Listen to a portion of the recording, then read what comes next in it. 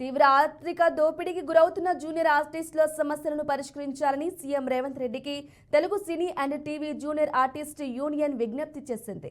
చిత్ర పరిశ్రమలు అడుగడుగునా వంచనకు గురవుతున్నది junior ఆర్టిస్టులేనని union నాయకులు కె ఈశ్వర్రావు తెలిపారు. నిబంధనల ప్రకారం జూనియర్ ఆర్టిస్ట్కి రోజుకి 900 రూపాయలు చెల్లించాల్సి ఉండగా తక్కువ మొత్తం ఇస్తున్నారని ఆవేదన వ్యక్తం చేశారు. చిత్ర పరిశ్రమలో జరుగుతున్న అవినీతి అక్రమాలపై విచారణ జరిపి తమకు న్యాయం చేయాలని సీఎం రేవంత్ రెడ్డికి విజ్ఞప్తి చేశారు.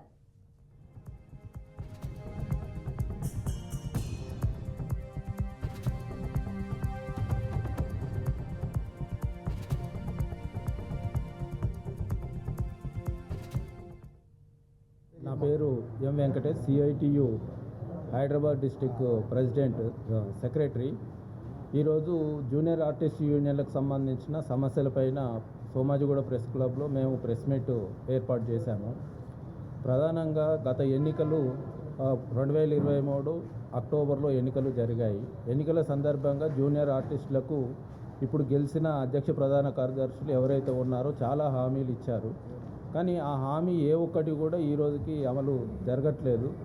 కాబట్టి వాటిని వెంటనే అమలు చేయాలి అనే డిమాండ్ తోటి ఈరోజు ఈ ప్రెస్ మీట్ ఏర్పాటు చేయడం అనేది జరిగింది. ఇప్పుడు జూనియర్ ఆర్టిస్టులకు సంబంధించింది రోజు 700 రూపాయలు వాళ్ళకు ఇవ్వాలి.